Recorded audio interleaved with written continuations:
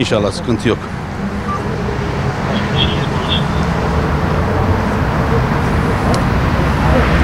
Malumunuz olduğu üzere son bir haftadır özellikle Sözcü gazetesinin ve Fikri Sağlar'ın yapmış olduğu, birisinin yapmış olduğu açıklama, diğerinin atmış olduğu bir manşet milletimizi derinden yaralamıştır ve milletimizi infiale sevk etmiştir. Buraya kadar gelen siz basın mensuplarına teşekkür ediyorum. Bugün biz Milsen Konfederasyonu'na bağlı Mil Diyanet Sen olarak hem Fikri Sağlar hakkında hem de Sözcü gazetesinin manşeti hakkında Ankara Cumhuriyet Başsavcılığımıza suç duyurusunda bulunduk. Tabi bu arada sabah gelen bir haber, hepiniz takip ediyorsunuz. Ankara Cumhuriyet Başsavcılığımız, kendilerine teşekkür ediyoruz, Fikri Sağlar hakkında bir soruşturma başlattıklarını ifade ettiler. Tabii biz gönül ister ki aynı soruşturmanın Sözcü gazetesi için de başlatılmasını özellikle arzu ederdik. Çünkü iki açıklamada milletimizi aynı anda galeyana sevk etmiştir. Çok az ve muhterem kardeşlerim, değerli basın mensupları, sizlere de dağıtmış olduğumuz basın açıklamasında da göreceğiniz gibi biz milli ve manevi konularda hassas olan bir sendikayız. Diyanet hizmet kolunda kurulmuş bir sendikayız. Dolayısıyla ülkemizi, milletimizi bu kadar derinden yaralayan olaylara karşı bakış açımızı tahmin edebilirsiniz. Özellikle 2020 yılının felaketleri arasında Ayasofya'nın zikredilmesi tamamen milletimizi derinden yaralayan, sadece milletimizi değil belki de bu anlamda tüm İslam coğrafyasını derinden yaralayan bir manşettir. Bu manşeti unutmayacağız. Çünkü Ayasofya hepinizin de takip ettiği gibi Danıştay 10. dairemizin vermiş olduğu bir karar ve yine 83 milyon kardeşimizin iradesiyle açılmıştır. Dolayısıyla bunu felaketler zinciri olarak zikretmek kesinlikle büyük bir hatadır, büyük bir yanlıştır.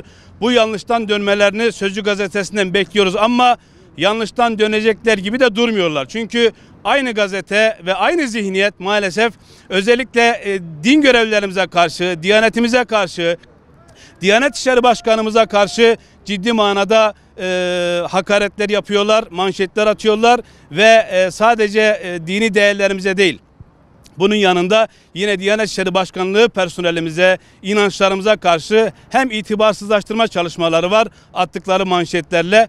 Şuradan şunu aykırmak istiyoruz. Mil Diyanet Sen olarak biz bundan sonra yapılacak ki bugüne kadar yapılanlar hakkında da hukuki tüm yolları mutlaka kullanacağımızı buradan ifade etmek isterim. Çünkü ülkemiz hukuk devletidir.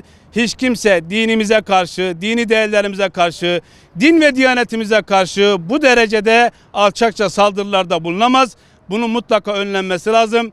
Bu saldırıları yapan veya bu manşetleri atan veya Fikri Sağlar gibi CHP yönetimine de buradan sesleniyoruz. Ve şunu ifade ediyoruz.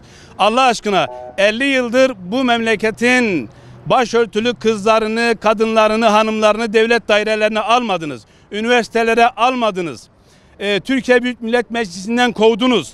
Ama bu memleketin evlatları o kadar şerefli ve haysiyetli ki kalkıp da bugüne kadar biz başı açık bir hakimin vereceği karardan şüphe duyuyorum, kuşkuluyum ifadelerini kullanmadılar. Çünkü biz birlikten, beraberlikten yanayız. Biz 83 milyon hepimiz kardeşiz, hep birlikte Türkiye'yiz. Dolayısıyla yine geçenlerde Sözcü gazetesinin atmış olduğu manşet, yani hastanelerimizde cenaze yıkayan gassalları kastederek imamlara %100 maaş zammı, sağlıkçıya %16 diyerek meslek gruplarını birbirlerine düşürmeye yönelik girişimlerini de kınıyoruz. Bu habercilik değildir.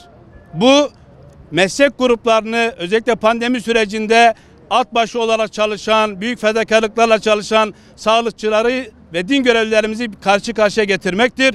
Buna asla müsaade etmeyeceğiz. Allah'ın izniyle az önce de ifade ettiğim gibi Mil Diyanet Sen olarak biz bu konuda bütün hukuki yolları kullanacağız. Az önce takip ettiğiniz gibi Cumhuriyet Başsavcılığına gerek Fikri Sağlar'la alakalı olsun, gerekse Sözcü gazetesinin atmış olduğu manşetle ilgili suç duyurumuzu bulunduk. Çünkü Fikri Sağlar 2021 yılının ilk saatlerinde en faşist açıklamayı yapmıştır. Bu milletimizi az önce dediğim gibi derinden yaralamıştır. Buraya kadar teşrif ettiğinizden dolayı hepiniz Bizler İstanbul Sözleşmesi'ne de ciddi manada karşı çıkan bir sendikayız ve konfederasyonuz. Biz Milsen Konfederasyonu olarak ve yine Mil Diyanet Sen olarak çok kısa zamanda aynen Ayasofya'nın açıldığı gibi özellikle İstanbul Sözleşmesi'nden de çekileceğimiz kanaatindeyiz. Dolayısıyla bir çift lafım da buradan kardeşlerime olacak. Abdurrahman Dilipak için 81 ilde dava açan, suç duyurusunda bulunan kardeşlerime sesleniyorum. Neden Fikri Sağlar için bu aynı hassasiyeti göstermediniz? Çok merak ediyorum ve bu soru işaretiyle bırakıyorum. Teşekkür ederim. Sağ olun, var olun.